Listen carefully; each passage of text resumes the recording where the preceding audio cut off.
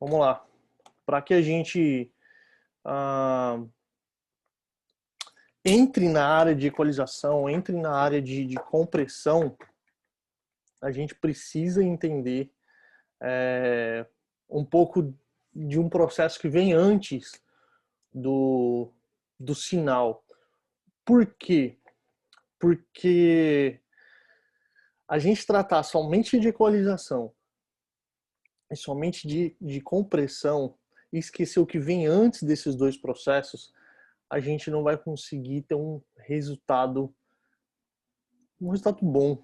É, porque, poxa, não adianta eu dou alguns exemplos, né? Ah, não adianta eu saber fazer um macarrão se um molho que eu preciso fazer antes tá ruim. Se eu acertar a massa e o molho estiver ruim, eu não consigo unir os dois e fazer algo legal, né? Algo bom. Então, são exemplos bem simples, mas eu gosto de trazer assim, um linguajar mais simples para a gente entender. Então, são alguns itens que eles vêm antes desses dois pontos, equalização e compressão, como backline, que a gente vai falar sobre captação. Vou dar algumas dicas aqui, tentar dar algumas dicas e exemplos de microfone e tudo mais. É, estrutura de ganho, cabeamento, DI, que faz parte do backline ali, toda a parte de captação, estrutura de ganho. E depois disso, depois de equalizado e comprimido, a gente vai ter uma imagem de mix. Então hoje eu quero dar uma introdução do que vem antes e do que vem lá no final. E vamos lá, falar um pouquinho sobre captação. Captação, pô, eu peguei até uma fotinha bonita aqui dos mixinhos ruim, uma marquinha bem ruim aí que todo mundo conhece. São baita microfones aí que a gente usa no ao vivo, usa em estúdio. A gente vê bastante desses microfones aí quando se trata de grandes eventos, grandes captações, grandes estúdios. E quando a gente fala de captação, a gente sempre lembra de microfone, lembra de captador. Então, o uso de bons microfones, o uso de bons captadores, de bons instrumentos, como guitarra, violão. A gente tem vários modelos de captadores de violão. A gente tem vários modelos de captador de guitarra. Vocês têm violonistas, tem guitarrista aqui, mas vocês sabem aí o tanto de equipamento que a gente tem no mercado. E quando chega na nossa parte, que a gente tem o poder, um pouquinho de autoridade de trabalhar, são os microfones, né? Então, a importância do microfone no backline, em cima de palco, ou se falando de marca, modelo, é, de posicionamento, de qual microfone usar, para qual situação usar. Então, isso é muito importante para a gente depois trabalhar a equalização e compressão. Um exemplo legal aqui de captação sobre microfone, né? Eu vi uma vez um técnico que acompanha uma dupla sertaneja no Brasil aí. Ele fala, ele fala que chegou para ele entrou, né? Ele foi sucessor de um técnico aí. Ele chegou e viu um dos cantores usando um Neumann sem fio e não tava legal. Por quê? Porque o modelo do Neumann que ele tava, ele usava ele era um microfone condensador, então era um microfone bem aberto. E quando se trata de banda assim, de palco grande, a dupla fica ali na frente, então tem todo o restante da banda para trás. E vazava muito som de bateria, som de guitarra, som de todos os instrumentos que estavam em cima do palco. Então não era um microfone que estava trazendo qualidade para o áudio dele. E ele chegou no cantor e falou assim: vamos trocar? Vamos colocar um SM58 da Shure. Ele disse que o cantor virou para ele e falou: mas eu não tô com o melhor microfone do mundo na minha mão? Ele, realmente, você tá com um dos melhores microfones do mundo que existe e um dos mais caros, inclusive. Só que para atuação que a gente está hoje, para a performance que você traz hoje, para o tipo da sua voz, o cantor tinha uma voz bem forte, a pressão de voz dele era bem boa.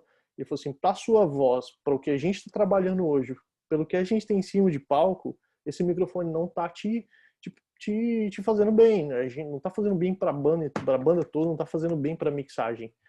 Então ele voltou, comprou um SM58, uns microfones mais batidos em cima de palco. E o cara já faz 9 anos que tá fazendo som e o vocalista ali, o cantor, fala assim, cara, foi a melhor coisa que eu fiz. Por que o 58? Eu não vou entrar em detalhes de muitos microfones, mas vocês podem estudar um pouquinho mais sobre as cápsulas, sobre o que o microfone faz. O SM58 ele já tem a cápsula um pouco mais dura, então ele não vai recepcionar tanto vazamento, ele não é condensador, então ele não recepciona tanto vazamento do que fica atrás dele, né, que fica à frente da captação. Então, isso é um grande exemplo de uma boa captação ou de uma boa atenção do técnico ali que está fazendo o PA ou está cuidando dessa banda para crescer e melhorar a questão da captação. Então esse é um caso. Às vezes aqui também tem uma galera que ama usar. Eu tenho aqui um Beta 87 da Shure e o resto tudo 58, né, para voz. Eu tenho aqui na F-Hop. Então tem alguns cantores que amam o Beta 87, só que o 87 é um condensador e quando a gente grava entra muito vazamento, se tratando de um mic de front, né? Então eu falo, galera, não dá. Eu sei que é melhor para cantar e tal, mas não dá. A gente vai gravar, então eu prefiro entrar um sinal equilibrado entre vazamento e entrada de sinal do que muito vazamento e depois a gente não conseguir trabalhar esse áudio ambos no ao vivo como no estúdio. Depois a gente vai para pós-produção, o trabalho ele fica bem mais fácil quando a gente usa um microfone melhor, um microfone bem usado para aquele tipo de voz. Então, sempre se atentar a isso. Eu amo a SM58 para palco, porque tem pouco vazamento, mas também a voz ela precisa ter uma pressão sonora legal. O que o microfone faz, bem rápido? Ele transforma a energia acústica, que é a minha voz, a pressão acústica física que está sendo liberada aqui, a vibração acústica, em energia elétrica. Então, a partir da energia elétrica, eu consigo trabalhar. Então, essa alteração de energia acústica para energia elétrica, quando ela é feita bem, quando ela é bem captada, eu tenho um sinal bom e a minha equalização vai ser bem mais fácil, ou eu vou emitir um sinal para os fones ou para o PA bem melhor. Se tratando de qualidade e também de uma boa adequação de microfone na hora da captação.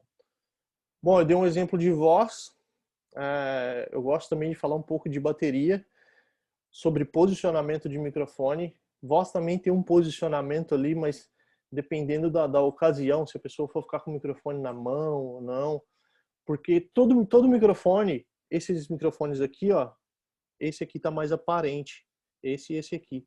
Tá vendo esse desenho que ele tem nele? Esse aqui também tem um desenho, parece que são todos iguais, são todos condensadores, né? Então, ele tem uma forma de captação.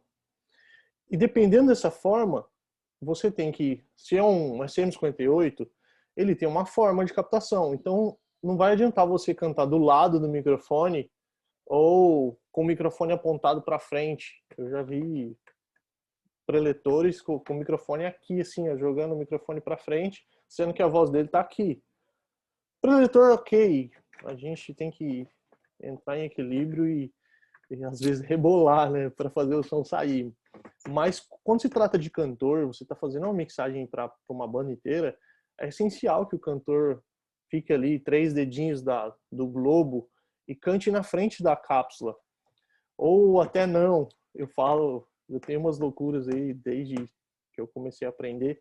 Se a pessoa tem voz muito anasalada, ela não pode ficar com o microfone virado para cima, porque ela vai captar nariz. Ela não pode, se a pessoa tem um puff muito P, o D, o T muito forte, é onde que dá aquele PTD. Ela não pode ficar com a cápsula na frente da boca, senão ela emite muito ar e fica aquele puff feio. E você não vai adiantar fazer um low cut até 100, 150 Hz. Isso não vai sair, porque é a característica da voz da pessoa. Então eu sempre aconselho, se você é back, ou os líderes de adoração, ou os cantores de front ali, tiver pedestal, aponta a cápsula do microfone do lado inferior para o queixo. É estranho, é meio esquisito, mas você consegue fazer uma boa captação sem o puff, sem captar muito o nariz, para vir voz anasalada. A minha voz é anasalada para baixo. Se eu estiver falando muito rápido, alguém manda uma mensagem, se não estiver entendendo. Mas a captação ali, o posicionamento do microfone na frente da boca vai te dar uma melhor captação. Então, sempre ficar atento a esses detalhes. Aqui a gente, não sei se já viram alguma live aqui do F-Hop, eu sempre uso pedestal, principalmente para os fronts ali, para os líderes de adoração que puxam a música.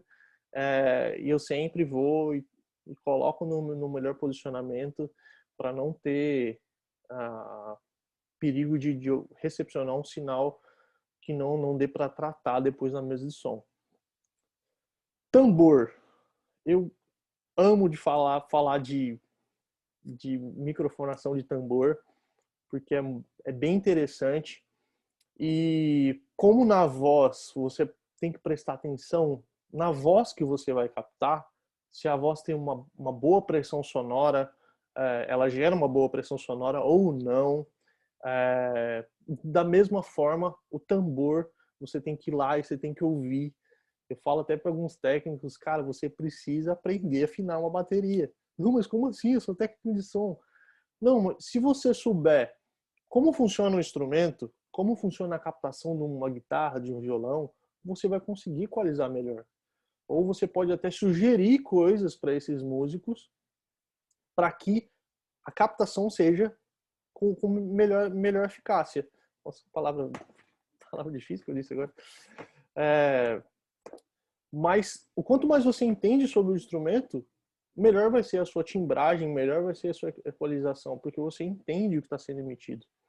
Até, acho que essa semana, né, o Thiago Vendrasco postou lá um post de algumas aulas que ele está gravando.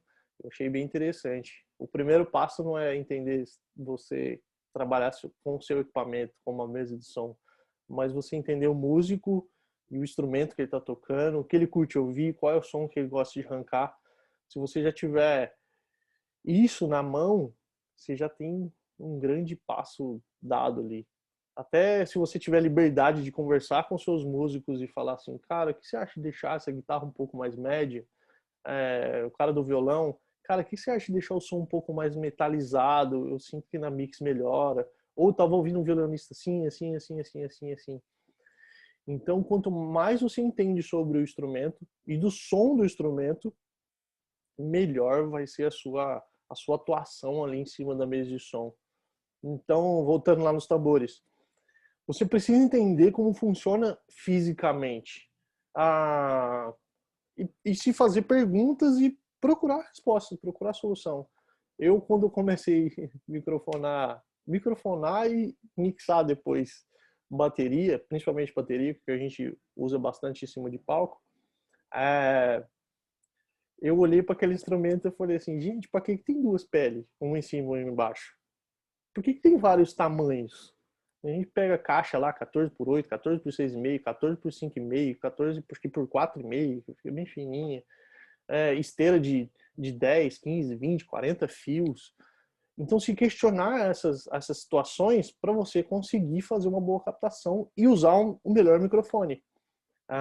Entender também a característica desse instrumento. Mas o que eu gosto de ensinar, eu acho que abre bastante a mente da galera. Eu tenho duas peles e um tambor de um tamanho específico. Quando o baterista bate a baqueta na pele batedeira, que é a de cima, ela lança uma pressão de ar dentro do cilindro do instrumento, ele afunda ali a pele de resposta e a pele de resposta responde com uma outra pressão sonora. Por isso, qualquer tambor, ele vai fazer tam, é até bonito, né? Aquele surdo que você bate faz tum, tum. Então você entende o caminho que essa wave é gravada, que é dentro da gravação ali, você vê o tamanho dela e você entende o pico, o corpo, a resposta do tambor. Então se a gente tem a som de baqueta batendo na pele, eu tenho o som do comprimento do tambor e tenho o som da volta do tambor, quer dizer que eu preciso fazer uma boa captação das três partes. Tem gente que até usa 2, 3, no caso do kick ali, tem galera que usa três tipos de microfonação. Então, é importante a gente saber como que esse microfone funciona, desculpa, como que esse instrumento funciona para eu conseguir fazer uma melhor captação. Então, o que eu faço? Quando eu tenho um microfone só, eu pego esse microfone, eu aponto ele para 1/4 de tambor. Tambor desse tamanho, metade, 1/4. E ouço, tá fazendo a captação das três partes? Ou, não sei, se você viu que tem mais partes que você quer captar. Tá, sim, ok. Ponto de partida, ótimo. Não preciso mexer em mais nada. Cara, eu senti que faltou um pouco daquela resposta, daquela volta de microfone mais para baixo. Se eu sinto que tem muita daquela volta que chega a dar tá muito feio, então eu subo ele mais um pouquinho para cima ali. Então tem hora que você vê o aro aqui o aro do tambor, você vê que o microfone tá até reto. Não tem problema. Se tá fazendo uma boa captação, você ouviu as três partes ali que eu falei, ok. Caixa, tom, surdo, tudo o mesmo padrão, o mesmo ponto de partida. Eu não gosto de falar padrão, mas ponto de partida. 1/4 de tambor, claro, sempre a mira do microfone ali para o centro do tambor, mas mirando para 1/4. Vocês achou o som legal ali, beleza. Ou então mais para baixo ou mais para cima. Vem fazendo testes. E a parte legal de você entender como funciona o instrumento, porque se ele estiver mal afinado, você pode dar um toque pro batera ou você mesmo pode afinar. Esse é um ponto super interessante. Ou você encorajar o seu baterista a aprender a afinar, sei lá. Tem tanta coisa boa na internet que ensina certinho uma boa afinação. E não tem segredo, tá? Afinar uma batera. A mesma coisa a caixa. A caixa usa o microfone em cima e embaixo. O que seu microfone de baixo vai fazer? Vai captar som de esteira? Então, joga a cara no microfone lá na esteira. Ou não, eu quero captar um pouco de corpo. Então, você vai jogar o microfone jogando para o meio ali da caixa. Na parte de equalização, eu vou dar mais detalhes sobre isso. Mas é nesse aspecto que eu falo sobre captação. Eu falei um pouquinho de voz, de tambor, falante de guitarra. Falante de guitarra, quando a gente usa o microfone. A gente tem um falante, o cone, que é o centro do falante, e a borda. Quanto mais para a borda for o microfone, mais grave. Quanto mais para o cone, mais médio agudo. Então você tem que ouvir. Qual que é o meu ponto de partida? Entre o cone e a borda. Então a gente vai ter um som equilibrado. Nem muito médio agudo e nem muito grave. Mas eu com o microfone entre a borda e entre o centro tá muito médio agudo, eu jogo um pouco mais para a borda. Faltou médio agudo, eu jogo mais para o centro, para o cone do falante. Então é tudo ouvir e fazer testes. Não tenha medo de testar. Não tenha medo de mudar o posicionamento de microfone, porque isso é uma parte muito importante para o áudio. Vamos pro próximo ponto que eu já estou atrasado, estou falando demais. Mas lá, aqui eu coloquei uma imagem aqui de sinal, que me dá só esse VU aqui, essa marcação de VU, que eu não achei tão interessante. Mas para o digital, né? Que é o que a gente está caminhando em bastante mesa digital. Se alguém tiver mesa analógica, depois quiser fazer uma pergunta em específico, a gente faz. Mas aqui tem um gráfico, aqui tem a faixa de dinâmica, relação sinal do ruído, e aqui está falando que tem um headroom, né? Que é tipo, o sinal legal é até +4, seguindo esse VU aqui, eu vou mudar um pouquinho para vocês, mas a gente tem um teto ainda ali entre mais 4 e mais 25 que antes da região de distorção. Mas uma coisa interessante que eu quero falar para vocês é que todo sinal ele tem um ruído. Ele tem aqui, como está falando aqui, o noise floor, é um piso de ruído. Então, explicando melhor o que acontece. Se um cantor ele canta muito baixinho, a pressão sonora dele de física muito baixa, você vai lá na estrutura de ganho e joga para cima. 50, 60, no máximo que você conseguir colocar de ganho ali sem dar microfonia, né, nos monitores. Mas você vai perceber quanto mais você levanta o ganho, mais esse noise floor aqui, mais essa taxa de ruído, ela aumenta no seu sistema. Então, o quanto mais baixo de ganho você tiver e mais pressão sonora da voz ou do amplificador ou do tambor que você estiver captando, menor vai ser a taxa de ruído. Então é sempre ficar atento nessa taxa de ruído. Às vezes eu estou querendo fazer o ganho do microfone do tom, pegar o surdo, ou a gente usa um microfone para várias coisas e esse microfone fica mal posicionado, ele fica muito distante da fonte sonora que eu quero captar. Então sempre ficar atento a isso. Todo e qualquer sinal ele vai ter um piso de ruído, porque a gente está trabalhando com cabeamento, com parte física, e sempre chega uns... Isso é normal. Quem já foi lá, aumentou o LR lá sem nada entrando, e você percebe que tá... Esse é o piso de ruído. E depois a gente tem a faixa de dinâmica.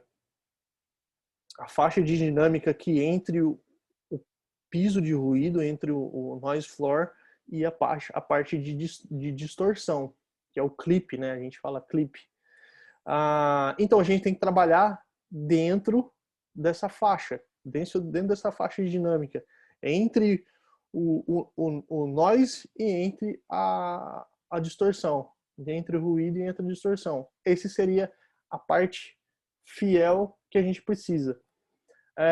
Na mesa digital, como que eu vou medir isso? A gente tem os VUs. Eu trabalho com X32 aqui, então ela tem um VU no canal.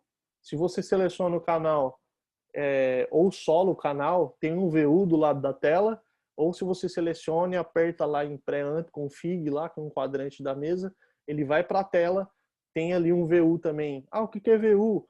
VU é aquele que fica verdinho, amarelinho e vermelho. Quanto o sinal vai chegando, ele vai modulando ali. Então, qual que é o ideal para a gente trabalhar em mesas digitais? A faixa de dinâmica entre menos 18 e menos 12. Se a gente trabalhar nessa faixa de dinâmica, em alguns casos, como bateria, como eu quero arrancar uma pressão um pouco maior, até em menos 6. Então, menos 18, menos 12, ideal. Menos 12, se ficar em menos 12 direto, lindo. E pico de menos 6. Para mim, esse menos 12 a menos 6 é esse headroom aqui. Ó. Passou de menos 6, para mim, já clipou em mesa digital. O porquê clipou em mesa digital? Porque a mesa digital ela não trabalha com sinal elétrico, como as analógicas trabalhavam. Antigamente, nas analógicas, o que a gente tinha? Lambeu o vermelhinho aí, tá bonito, o ganho tá legal. A galera falava para mim, tem que deixar lamber no vermelho, pode deixar até piscar, porque vinha som quente, né? Porque a gente utilizava todo o circuito elétrico e entrava um sinal quente que a gente falava. Na mesa digital, a gente não trabalha mais com sistema elétrico, a gente trabalha com taxa de bit. Então, para você emitir um sinal com clipe, é muito mais fácil do que na mesa analógica. Então, o menos 18, menos 12 e um headroom ali de menos 6 é essa faixa aqui, ó, que a gente está conversando, que é a faixa boa do sinal. Mas lá na minha igreja o guitarrista aumenta tudo lá e eu trabalho com 40 de ganho e entra só até menos 18. Tem algum problema. você precisa conseguir atingir menos 18, menos 12 de pico ou menos 6 de pico. Tem algum problema. Ou ela na guitarra, ou é no seu sistema. Se você passa por um direct, você está captando em linha uma guitarra, você passa por um direct, vê se o pad do direct, que é um redutor de menos 12, menos 15 dB, está acionado, ou tem algum cabeamento ruim. Então você sempre tem que chegar menos 18, menos 12 e o headroom de menos 6 ali, o pico de menos 6, dependendo da dinâmica do instrumento ou da voz. Então essa é uma parte muito importante, porque se eu fizer uma boa captação lá no palco, mas eu não saber fazer meu ganho de entrada na mesa, deixar entre esses pontos, ou eu vou ter muito ruído, ou eu vou ter distorção. E são duas coisas que eu não quero. Eu quero trabalhar dentro da faixa de dinâmica entre o ruído e entre a distorção. Então é super importante. Um exemplo legal, eu estou dando aula para um aluno, a gente já ficou umas 3 aulas, quase um mês de aula, para eu, cara, como que tá a sua estrutura de ganho? Ele, não, tá boa, não sei o que, não sei o que. Eu pedi para ele gravar para mim. Chegou as waves para mim, tudo desse tamanhozinho, não batia nem a menos 18. Ele só atuou em estrutura de ganho, enquanto ele não aprendeu, eu não desisti dele, vinha, trazia matérias e estudos e artigos para ele entender melhor sobre estrutura de ganho.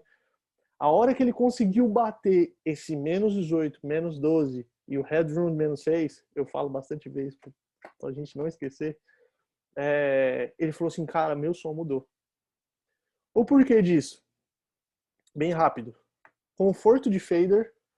Eu tenho uma cena que eu trabalho aqui, na X32, que eu trabalho ela com qualquer músico, qualquer... claro, vai dar um pouquinho de variação de timbre ali, mas com qualquer músico, qualquer cantor. Por quê? Porque a minha equalização ela vai funcionar de um jeito e minha compressão ela vai funcionar do mesmo jeito sempre. Porque eu sempre regulo o ganho de entrada nesse nível. Se outro cantor pega, eu regulo o ganho de entrada no mesmo nível, meu equalizador vai funcionar, meu compressor vai funcionar da mesma forma. Então, os meus pontos de partida com compressão e equalização, para voz, eles já vão funcionar e atuar perfeitamente. Não vou precisar trabalhar threshold ou alguma frequência em específico que está vazando demais ou está faltando demais. Deu para pegar? Se não pegar, eu vou fazer perguntas depois. E vamos lá. Quem conhece esse aqui, ó? Eu peguei mais por causa do desenho do espectro, mas esse é um equalizador paramétrico. Então, as mesas digitais todas são assim. Isso aqui é um plugin. Não sei nem que plugin que é esse. Quad Curve. Mas é um plugin. Mas eu peguei para vocês dar uma olhada nisso aqui, ó. A gente tem escala de 20 Hz a 20 kHz. Então, essa escala é o que o ouvido humano escuta. Então, o final da minha mix, ela tem que ser de 20 a 20. E cada buraquinho desse, vamos pegar ali 60 Hz. 60 Hz vai vir em que instrumento? O grave do bumbo. O 5, 6K vai vir o quê? O kick do bumbo. O que 400, 500 Hz vai falar? O que 2K vai falar? O que 1K e meio vai falar? O que 100K ou 100 Hz vai falar? Então, todos os nossos instrumentos, estou falando um pouquinho de imagem de mix agora, tá? Mas todos os nossos instrumentos, ele tem um lugarzinho dentro desse espectro. Então eles vão falar fielmente a uma partezinha. Não vai adiantar nada eu colocar o piano, o pad, a voz e o baixo para falar em 400 Hz. No final vai ter um monte de coisa que eu não estou entendendo nada. Ele fala assim, o som está embolado, o que eu faço? Então grande parte dos problemas são esses. E isso a gente vai aprender equalizando. Mas por que eu trouxe esse espectro para vocês? Porque eu quero falar um pouco sobre como eu visualizo o final da minha mixagem. Primeiro, eu gosto de dividir em 3 partes, que eu acho que é batata. A altura. Eu vou trabalhar a altura da minha mix. Quem já ouviu um kick ou um baixo bem gravezão, num show abençoado de Jesus batendo aqui na barriga? Então ele tá embaixo. Ou um prato, parece que o prato tá batendo aqui na sua cabeça. Você sente batendo aqui assim. Ou o cantor parece que tá cantando na sua frente. Nossa, quando você coloca um fone, então parece que o cantor tá cantando aqui assim, ó. Então ele te dá altura de mix. Depois a gente tem a largura, que a gente vai trabalhar. São pontos que eu não vou falar tanto, mas a imagem final de mix é muito importante também para a gente, no final, ter um resultado. A gente vai trabalhar a largura, que é o LR. Então, talvez você tenha um piano LR. Não que eu vá abrir o 100%, mas talvez eu coloque 50-50. Um prato, vou abrir 80-80. Dois overheads ali, vou abrir 80-80.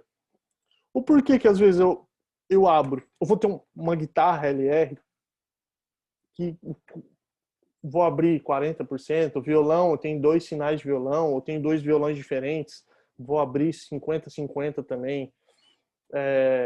O porquê que esse abre o LR? Primeiro, para sua mix ter largura. Segundo, para a gente abrir espaço no centro da mix. O que eu preciso no centro da mix? Voz, caixa, bumbo, baixo, que é o que geralmente a gente deixa no centro. Então você vai perceber que fazer o pan, fazer o LR, também vai ajudar aquele famoso, nossa, a mixagem está tão gostosa, eu estou ouvindo tudo. Então ele abre a imagem central ali para a gente ouvir o que a gente quer ouvir primeiro, o 50-50, 100-100, 80-80. Então a gente sempre usar o pan. Altura, largura e profundidade.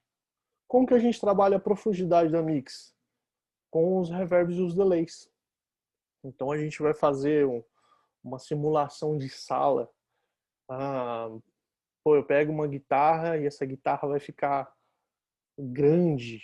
Você vai ouvir aqui, mas parece que ela é grande, parece que ela está lá no fundo, vindo de um outro lugar. E eu vou trabalhar a voz um pouco mais seca, os backs um pouco mais seco. Para quê? Para ele vir primeiro na mix. Então, quando você trabalha os reverbs, os delays, você sente que ela está profunda e que algumas coisas chegam primeiro e depois o som chega das outras coisas que estavam no fundo, chega depois. Um exemplo bem clássico de profundidade, até um exemplo de captação. Antigamente, como se gravava com um microfone só uma banda inteira? Qual que é a última coisa que eu quero ouvir? Sei lá, a bateria, que a bateria é muito alta, se tratando também da amplitude do sinal. Então a bateria ficava a 10 metros do microfone. O que eu preciso ouvir com fidelidade? Uma voz? Então essa voz ela vai ficar 60 centímetros do microfone. Então essa é a profundidade que a gente precisa trabalhar com os reverbs e os delays. E uma coisa que eu acho bem interessante, se você sempre ouvir uma mixagem, vocês vão ouvir música e nunca vai ouvir mais do mesmo jeito. Mas se você perceber a altura, se pensando em espectro, de resposta de 20-20, a largura, percebendo os pans, tem uma guitarra aqui diferente de cá, um violão aqui, e o centro aberto para que realmente você precisa, e a profundidade da mixagem, você vai desfrutar de uma boa mixagem. Então, um resumão aí hoje que eu passei para vocês. Uma boa captação, uma boa estrutura de ganho e uma boa imagem final de mix é super importante nesse contexto que a gente vai falar de equalização e compressão. Esse meio caminho que a gente está aqui, eu falei sobre uma ponta e falei sobre a outra. Esse meio de caminho eu preciso entender e preciso fazer uma melhor captação, preciso fazer uma melhor estrutura de ganho e trabalhar a equalização e compressão e depois ter uma imagem de mix, pelo menos mentalmente, de você ouvir, você falar assim, eu quero chegar nesse lugar, a gente vai conseguir melhor trabalhar equalização e compressão. Certo? É muito detalhe para falar para vocês, acho que eu não consegui nem falar metade do que eu falaria, mas esse foi o primeiro dia e eu vou receber as perguntas, tá? No grupo, se alguém tiver alguma questão, alguma pergunta. Aí na próxima aula eu gasto uns 10 minutinhos respondendo as melhores perguntas. Beleza? Aí se alguma pergunta não for respondida, eu mando para as pessoas no particular. Fechou? Tamo junto, até amanhã. Eu gravei essa aula, depois eu disponibilizo para vocês. Um grande abraço, até amanhã.